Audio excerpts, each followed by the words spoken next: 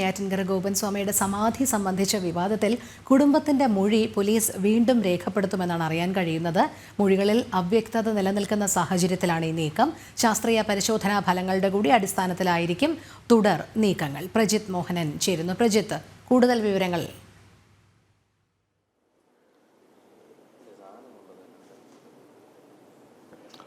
ഈ നെയ്യാറ്റിൻകര ഗോപൻ സ്വാമിയുടെ മരണവുമായി ബന്ധപ്പെട്ട് പോലീസ് ഇപ്പോഴും പറയുന്നത് ഈ മൊഴിയിൽ ചില വൈരുദ്ധ്യങ്ങൾ ഉണ്ട് എന്നുള്ളതാണ്.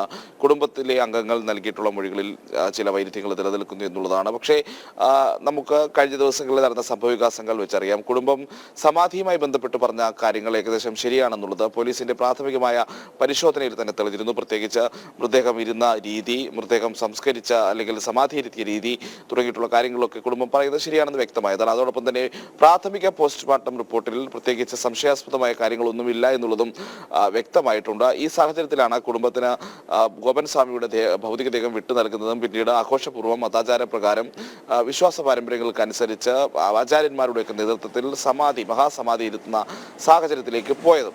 എങ്കിലും പോലീസ് പറയുന്നത് പോലീസിന് ലഭിച്ച മൊഴികളിൽ ചില വൈരുദ്ധ്യമുണ്ട് എന്നുള്ളതാണ്.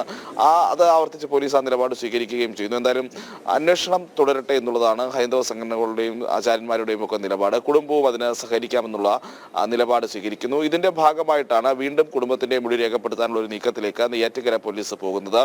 എന്ന് മൊഴി രേഖപ്പെടുത്തുമെന്നുള്ള കാര്യത്തിൽ പോലീസ് വ്യക്തമായൊരു മറുപടി നൽകുന്നില്ല. കഴിഞ്ഞ ദിവസവും നമ്മൾ അന്വേഷണ ഉദ്യോഗസ്ഥരുമായൊക്കെ സംസാരിക്കുമ്പോൾ ഇനിയുള്ള ദിവസങ്ങളിൽ മൊഴി രേഖപ്പെടുത്തുന്ന നടപടിയിലേക്ക് പോകും എന്നുള്ളത് തന്നെയാണ് പോലീസ് പറയുന്നത്. പക്ഷേ ഇന്ന് തന്നെ ഈ മൊഴി രേഖപ്പെടുത്തുമോ അല്ലെങ്കിൽ ഇന്ന് തന്നെ ഈ പറയുന്ന സ്വാമിയുടെ കുടുംബാംഗങ്ങളെ വിളിച്ചു വരുത്തുമോ എന്നുള്ള കാര്യത്തിൽ നമുക്കൊരു വ്യക്തതയില്ല. പക്ഷേ ഈ ദിവസങ്ങളിൽ തന്നെ ഏതെങ്കിലും ഒരു ദിവസം ഈ പോലീസ് കുടുംബത്തിന്റെ മൊഴി രേഖപ്പെടുത്തും. അതോടൊപ്പം തന്നെയാണ് പോലീസ് ഈ രാസപരിശോധനാ ഫലങ്ങൾക്ക് വേണ്ടി വെയിറ്റ് ചെയ്യുകയാണ്. ഗോപൻ സ്വാമിയുടെ പ്രാഥമിക പോസ്റ്റ്മോർട്ടം റിപ്പോർട്ടിൽ അല്ലെങ്കിൽ അത്തരം പരിശോധനകളിലൊന്നും ഒരു അസ്വാഭാവികത കണ്ടെത്താൻ കഴിഞ്ഞിട്ടില്ല. പക്ഷേ ഈ സാഹചര്യത്തിൽ കൂടുതൽ ശാസ്ത്രീയ പരിശോധനകൾ നടത്തുകയാണ് പോലീസ്.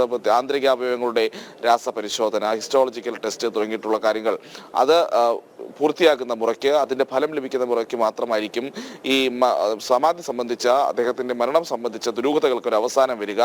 ഇതിൽ മറ്റ് അസ്വാഭാവികതകളില്ല എങ്കിൽ പോലീസ് ഈ അന്വേഷണം അവസാനിപ്പിക്കുന്ന സാഹചര്യത്തിലേക്ക് പോകും. പക്ഷേ രാസപരിശോധനാ ഫലങ്ങളിൽ ഏതെങ്കിലും രീതിയിലുള്ള പ്രത്യേകിച്ച് ഈ ശ്വാസകോശത്തിൽ ഭസ്മം കടന്നതടക്കമുള്ള വിഷയങ്ങൾ അല്ലെങ്കിൽ അത്തരം പരിശോധനകളും വിഷയങ്ങളും ഒക്കെ നിലനിൽക്കുന്നുണ്ട്.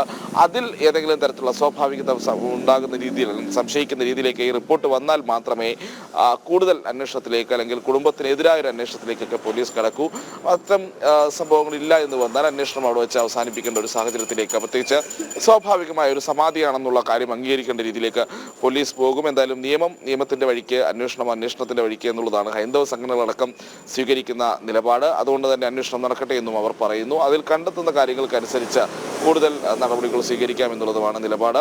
പക്ഷേ അപ്പോഴും ഈ വിഷയങ്ങൾ പലതും ചർച്ചയിൽ തുടരുന്നുണ്ട്. പ്രത്യേകിച്ച് സമാധി ഇരുത്തിയതുമായി ബന്ധപ്പെട്ട് കഴിഞ്ഞ ദിവസം നമ്മൾ നെയ്യാറ്റിൻകരയിൽ കണ്ടതാണ്. കുടുംബത്തിന്റെ ഭാഗത്തു നിന്ന് വന്ന ഒരു തെറ്റായി എല്ലാവരും പറയുന്നത് ആരെയും അറിയിക്കാതെ ഈ സമാധി നടത്തിയത് എന്നുള്ളതാണ്. അതിനൊരു കഴിഞ്ഞ ദിവസം ആ സമാധിയിൽ, ഗോപൻ സ്വാമിയുടെ സമാധിയിൽ പങ്കെടുത്ത ആയിരക്കണക്കിന് ആളുകൾ പങ്കെടുത്ത ഒരു സാഹചര്യം, ആ സമാധി ഏത് രീതിയിൽ നടത്തണം എന്നുള്ളതിന്റെ ആചാരപ്രകാരം എങ്ങനെയൊക്കെ ആയിരിക്കണം എന്നുള്ളതും വ്യക്തമാക്കുന്നതായിരുന്നു. എന്തായാലും കുടുംബത്തിന്റെ മൊഴി രേഖപ്പെടുത്തുക എന്നുള്ളതാണ് പോലീസ് അടുത്തതായി ചെയ്യാൻ ഉദ്ദേശിക്കുന്ന നടപടിക്രമം.